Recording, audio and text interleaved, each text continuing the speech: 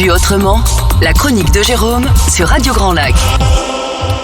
Bonjour les amis, ravi de vous retrouver pendant ces vacances de la Toussaint au plein cœur de l'automne où j'ai eu plaisir hier à aller ramasser des châtaignes dans un endroit que tu connais bien.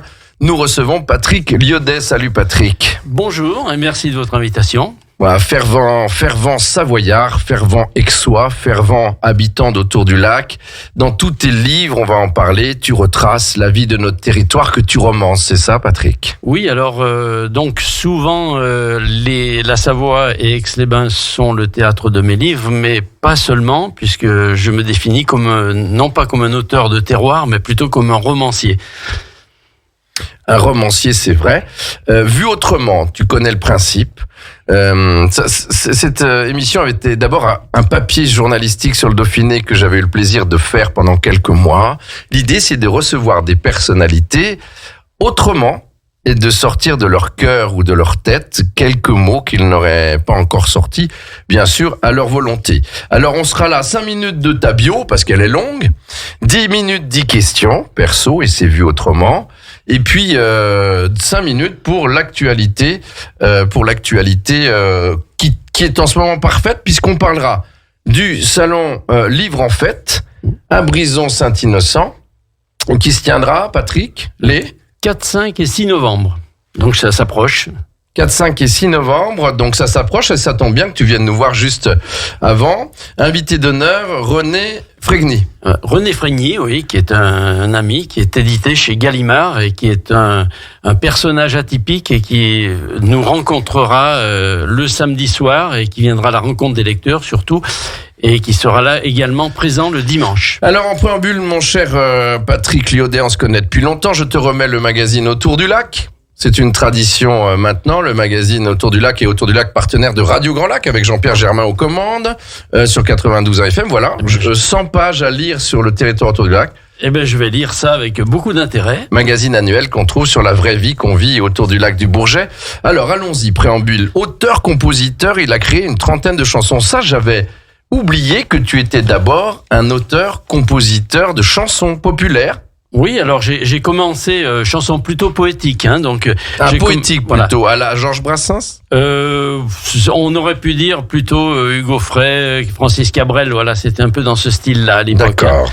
Et donc on a débuté au sein du foyer des jeunes de Choudy, et puisqu'on avait créé ce foyer des jeunes dans les années 68-69, et puis donc on avait monté très rapidement un orchestre et puis un petit groupe vocal, et donc petit à petit ce groupe a pris de l'ampleur, et ce groupe est devenu, après avoir eu plusieurs noms différents, il est devenu le groupe Mélodie. Mais c'est un groupe que tu as monté toi ? Voilà, c'est un groupe que j'ai monté. Et toi, t'étais l'auteur ou tu chantais ? Avec mes sœurs, il y avait mes sœurs, il y avait également des guitaristes comme notre regretté Christian Berger, qui était guitariste de talent, il y avait Yannick Beau, Jean-Hugues Varon, voilà, des musiciens qui ont fait leur chemin aussi.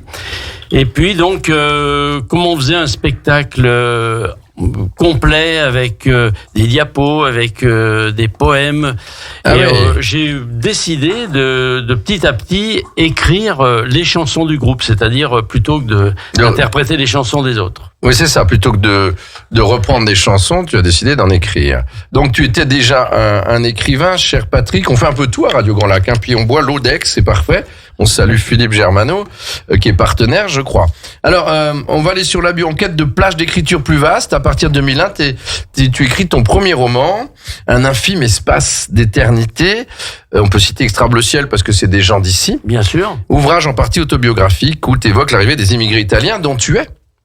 Ah non, moi j'ai pas. T'es pas italien. Je crois que t'avais du sang. J'ai pas une goutte de sang italien. Mais t'es savoyard. Mais je suis savoyard et j'ai eu un grand-père de substitution qui était d'origine italienne parce que je n'ai pas connu mes deux grands-pères.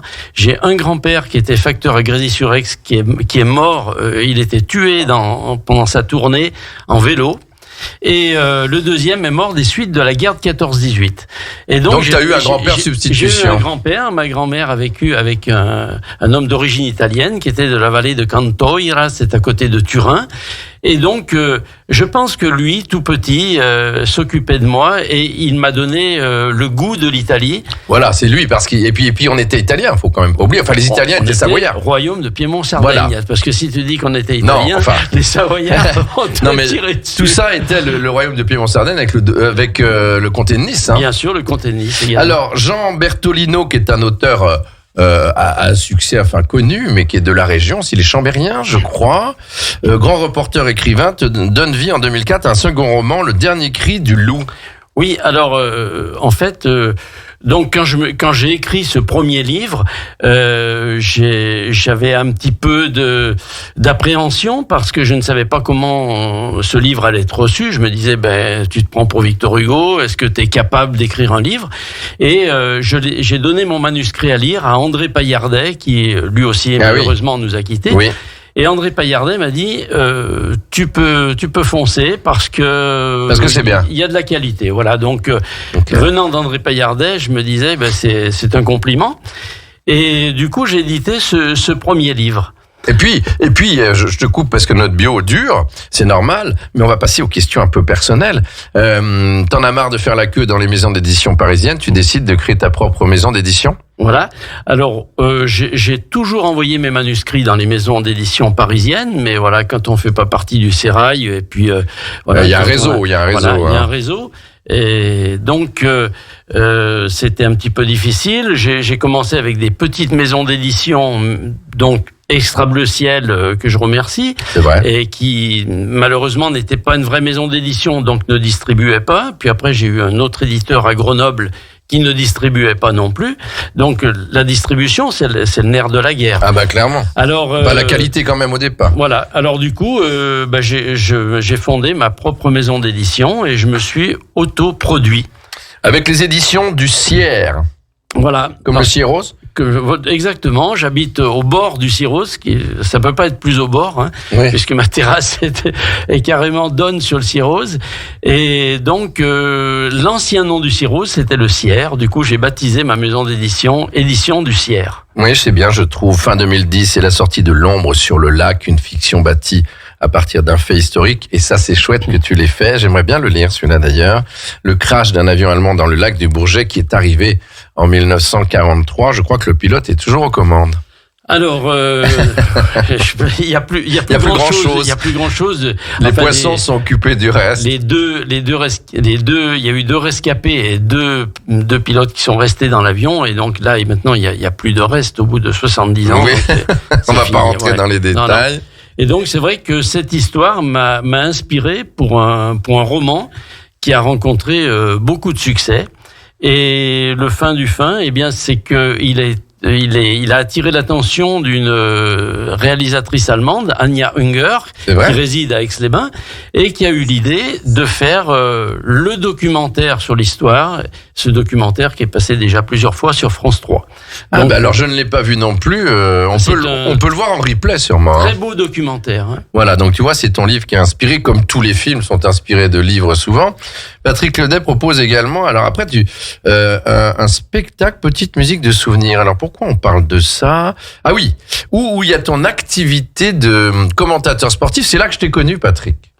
Oui, donc j'ai eu aussi cette activité de commentateur sportif. Ça t'allait bien d'ailleurs. Je ne sais pas si ça m'allait bien. Parce que t'aimes le sport. Ah, voilà, j'aime le sport, je le pratique aussi beaucoup. Encore? Ah bien sûr, je fais à peu près 4000 km de vélo tous les ans. Donc c'est pour ça que t'as une meilleure ligne que moi. C'est pas sûr, mais bon. Voilà, donc le sport fait partie intégrante de ma vie. Enfin, on s'est quand même croisé l'autre jour pour t'inviter ici à une foire au vin, on ne dira pas où, mais il faut aussi les plaisirs de la vie. Bien sûr, mais moi je suis un épicurien convaincu. Alors, ça te manque, c'est où t'en fais encore des commentaires sportifs en direct dans les courses d'athlétisme? Voilà, non, alors ça c'est une activité que j'ai complètement arrêtée depuis 2015. Ça te manque ? Non, pas du tout. Non, j'ai décidé 2015. Je pense qu'il y a un temps pour tout.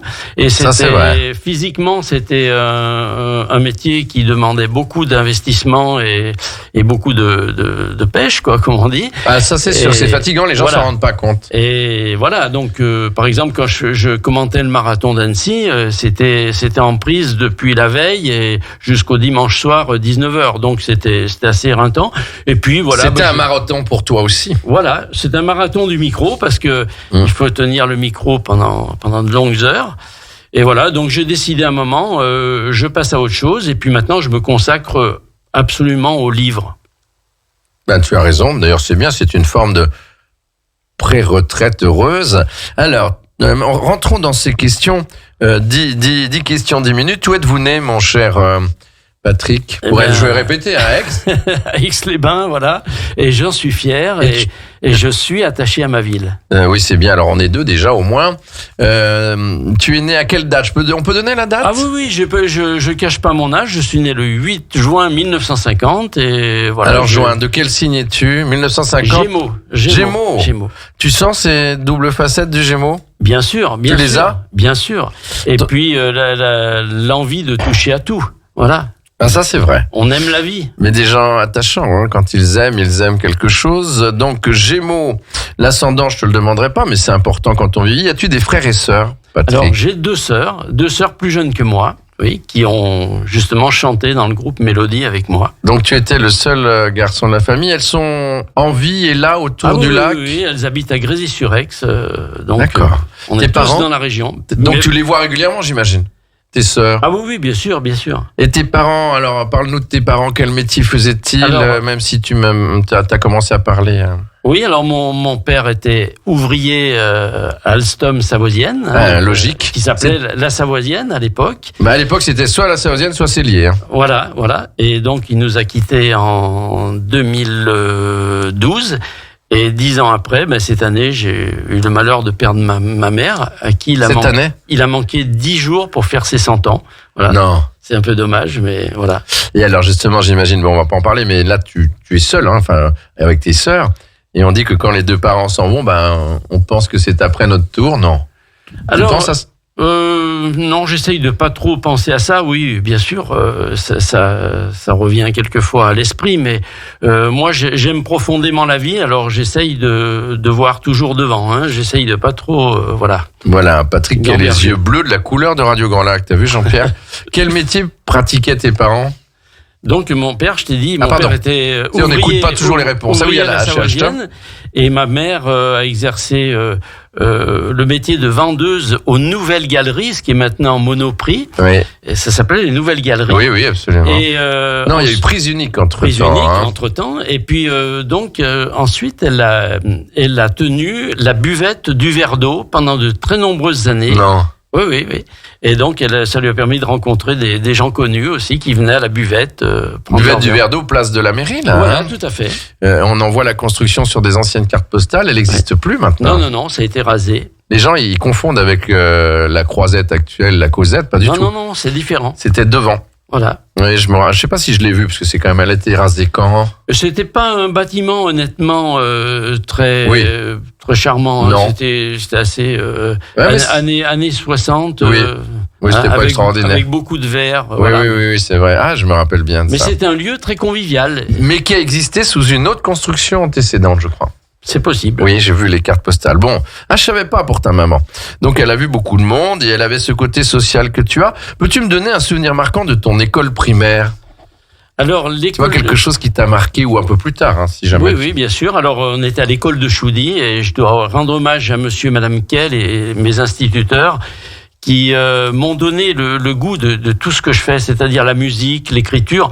C'est grâce à eux si j'ai fait tout ça. Ils m'ont emmené dans des week-ends de cinéma italien. Ils ont vraiment... Ils m'ont poussé parce que j'étais fils d'ouvrier et on n'avait pas forcément toutes les conditions réunies pour accéder à la culture et accéder à des mondes un peu différents du nôtre. Et donc ces gens-là, c'est un souvenir magnifique. Et un des meilleurs souvenirs, Monsieur Quay allait enregistrer des bruits d'oiseaux le matin au bord du Tillet. Non. Et il nous repassait les cris d'oiseaux pour qu'on arrive à reconnaître les cris d'oiseaux. Ça, c'est extraordinaire parce que d'abord, on n'avait pas la technique d'un téléphone mobile pour enregistrer. Il fallait un magnétophone, il fallait un microphone. On enregistrait des vrais bruits d'oiseaux qui avaient quelques secondes, en quelques minutes. Tout à fait. Et vous, maintenant, tu sais reconnaître, Patrick, tous les bruits d'oiseaux parce que ça, c'est un truc qu'on dit que c'est pour les plus vieux, entre guillemets. Je parle pas pour toi. Mon père, par exemple, reconnaît bien les bruits d'oiseaux. Je trouve que le merle, c'est sûrement l'un des plus beaux. Lequel préfères-tu ? Alors moi j'en reconnais quelques-uns comme ça, mais honnêtement, je ne suis pas capable de reconnaître beaucoup de cris d'oiseaux. Ouais.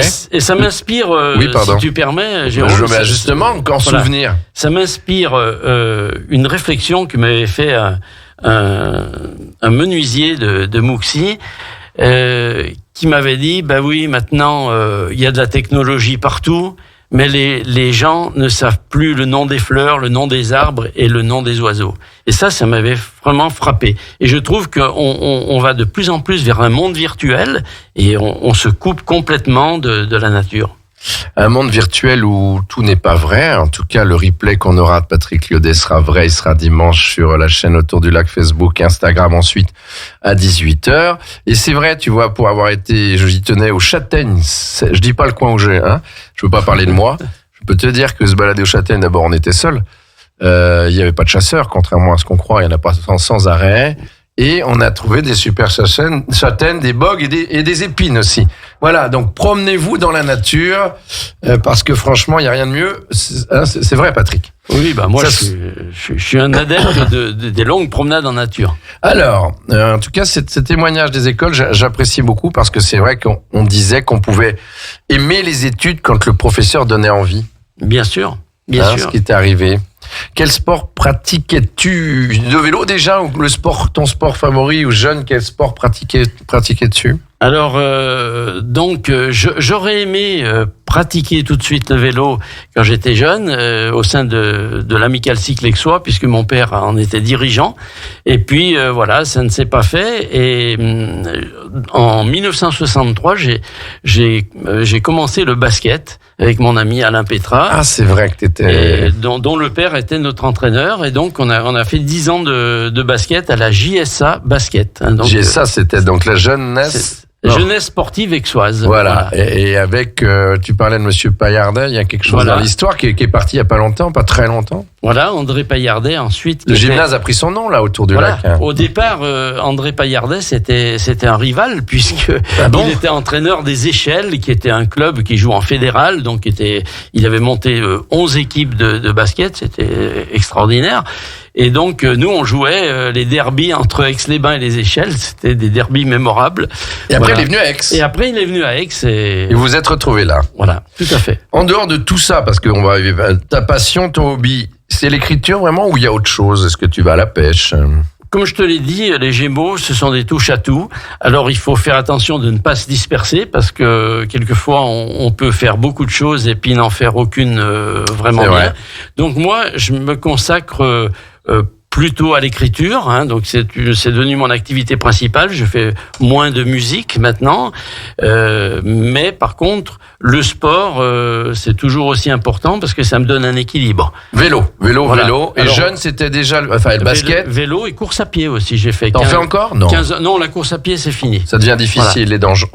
J'en ai fait 15 ans et voilà. Maintenant, je suis passé au vélo parce que c'est moins traumatisant pour les articulations. C'est vrai, au contraire, c'est bon. Voilà, c'est très bon. Question numéro 7 de Vue Autrement. Si vous étiez un animal, Patrick Liodet, lequel seriez-vous ? Pour l'instant, il n'y a eu aucun animal commun entre tous les invités depuis un an, presque. Hein. Alors, c'est un piège. Non, pas du tout.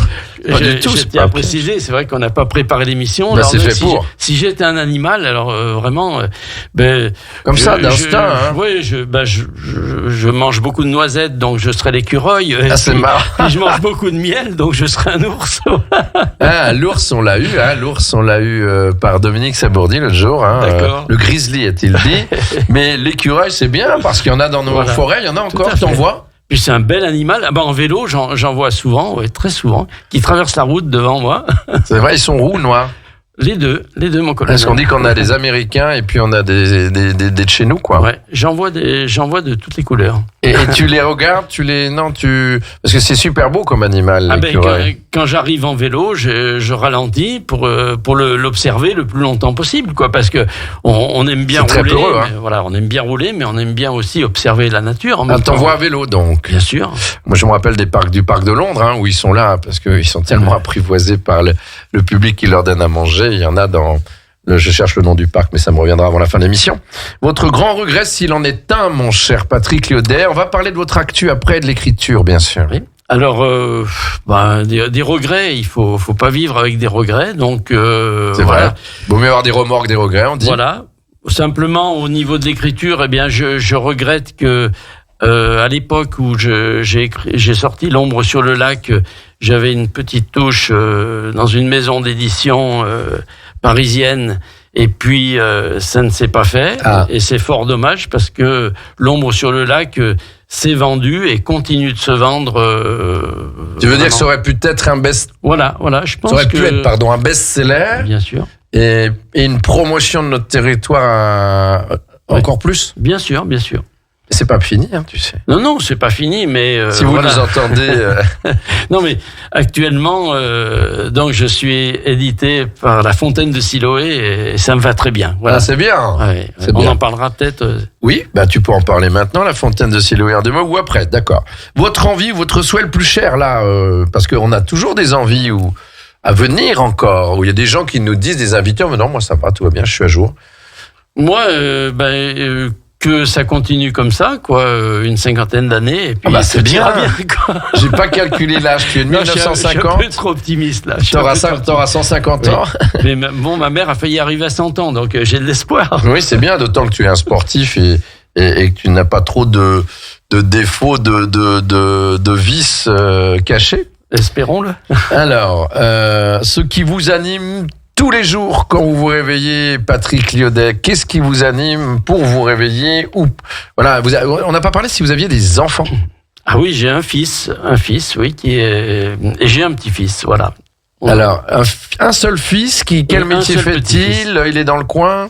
Oui, alors il est ingénieur au labo de recherche de la SIAD de Culose, pour la nommer, voilà, donc, qui s'appelle maintenant, avec un nom barbare, United Technologies. Oui, voilà, parce que je crois qu'il y a des Suédois qui sont passés par là. Non, c'est les Américains surtout. Oh. C'était Volvo, attends. Non, il n'y a pas une histoire. Non, je confonds là. Il y a Volvo parce qu'ils sont à Belay aussi. Pas du tout, oui, rien à voir. Rien à voir. C'est ma mémoire qui fait faux. Bon, donc le fils est là. Tu vois ton petit. Vous voyez, bien cher sûr. Patrick, votre petit-fils, il a quel âge? Voilà, il a 16 ans, voilà. Donc, ado. Et il commence à jouer de la guitare, donc voilà. Bon. Et il fait du sport aussi? Oui, il fait du badminton. C'est pas. Génial. Tu vois, je sais pas si Jean-Pierre, je peux le dire, mais je pense qu'il y a ce week-end un tournoi de badminton avec le club d'Aix-les-Bains qui m'ont appelé pour qu'Autour du lac vienne. Donc on ira faire un reportage sur le badminton d'Aix-les-Bains autour du lac. Bon, alors, très beau sport le badminton. Oui, puis très physique, contrairement à ce qu'on croit. Hein. Oui, très physique, même si un volant, c'est comme le squash à peu près, hein. Au niveau rapidité. Votre actualité, puisqu'on a fait le tour des 10 questions vues autrement, il nous reste quelques minutes. N'oubliez pas que c'est vous qui terminez, pardon Jean-Pierre, mais j'ai un chat dans la gorge, j'ai animé un gros gala de boxe, ça va être pour ça, par la chanson que vous aimez, que vous avez choisie et qui terminera l'émission où vous me remplacerez en quelque sorte. Mais Patrick, votre actu, c'est ça. Montrons mademoiselle notre cadreuse, on a une jeune cadreuse, hein. Donc c'est pas mal du tout, elle a 9 ans envoyé, elle s'appelle Louise et elle va vous montrer ça. Ce qui t'anime, c'est ça, c'est temps. Alors en ce moment, c'est le salon du livre de Brisson-Saint-Innocent que j'ai créé en 2003 avec l'aide de l'association à l'unisson de Brisson-Saint-Innocent. 2003 déjà. Et avec l'aide de mon compère Gérard Aymonier Dava aussi, qui écrit aussi. Hein, donc, que l'on salue s'il t'écoute. Voilà, bien sûr. Gérard qui est un complice de tout temps. Et donc, ce salon aura lieu le 4, 5 et 6 novembre. Donc, on est venu en parler avec le président Philippe Riboulot. Ici, à Radio Grand Lac. Oui, à Radio Grand Lac. Donc, on vous remercie d'ailleurs pour les invitations. Et donc, il y aura comme invité d'honneur René Frény, qui est un écrivain d'origine marseillaise et qui est très très connu. Et il est déjà venu ? Il est jamais venu, non, c'est la première fois qu'il vient. Il y a Jacques Dallest. Alors Jacques Dallest, mon ami Jacques Dallest, le procureur, qui était notamment l'avocat général de l'affaire Lelandais, qui sera là. Ah oui, c'est pas rien. Voilà, c'est pas rien. Franck Picard pour les sportifs. Franck Picard, qui était champion olympique, qui est un auteur très attachant. Donc Franck Picard qui connaît bien, enfin que tu connais j'imagine, et qu'aime Aix-les-Bains aussi, bien sûr, je crois. Bien sûr, oui. Si tu devais parler de ce salon en 2 mots, dans quelle salle ? Salle d'Épines, c'est ça ? D'Espines, oui. D'Espines, pardon, c'est laquelle salle ? C'est la salle près de la mairie ? Voilà, c'est la grande salle, près de la mairie.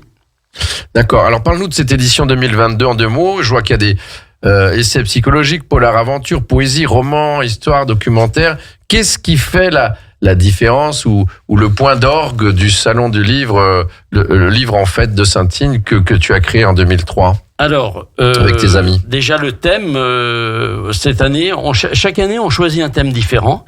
Donc cette année le thème c'est Vive la vie.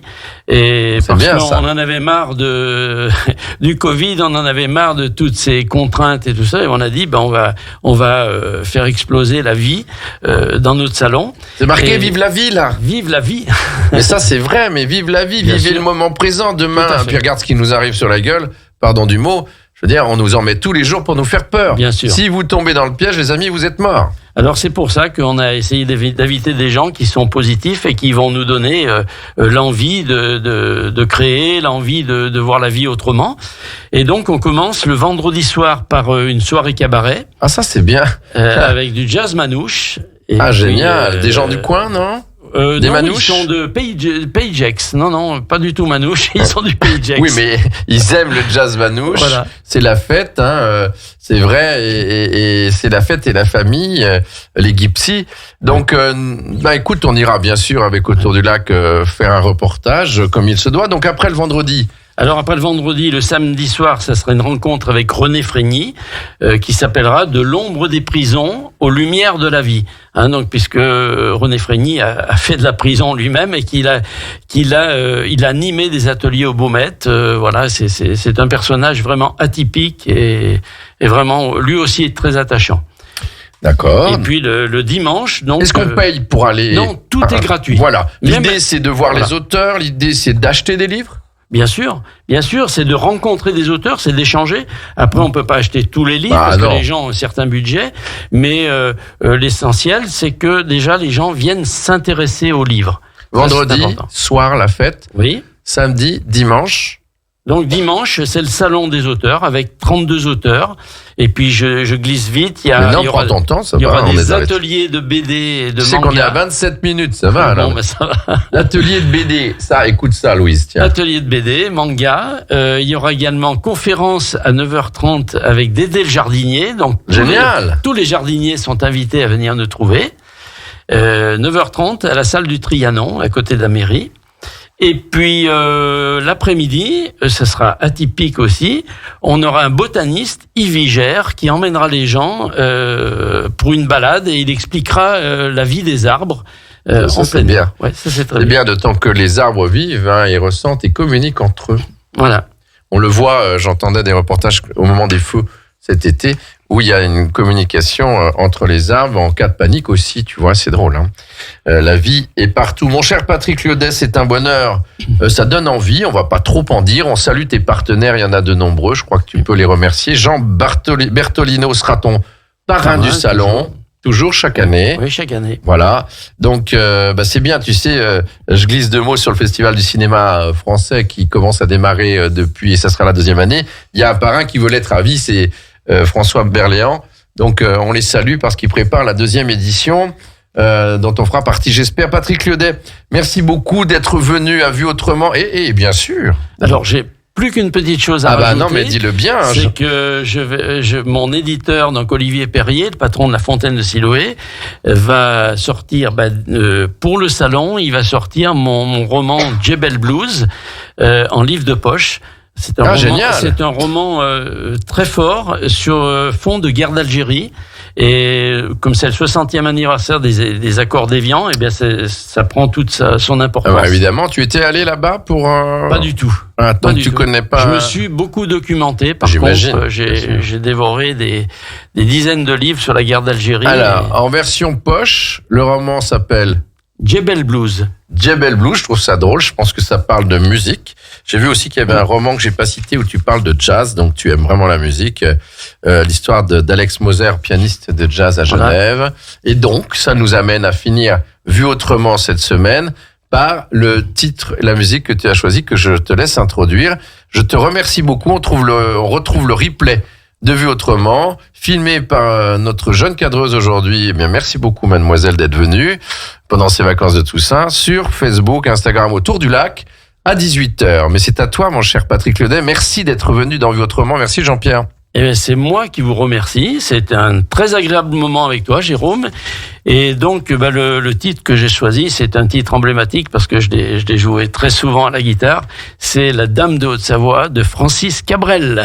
Yes. C'est un peu rock quand même. Oui, c'est parti. On se retrouve pour ton Salon du Livre les 4, 5, 6 novembre 2022 à Brison-Saint-Innocent. On sera là. Vive la vie!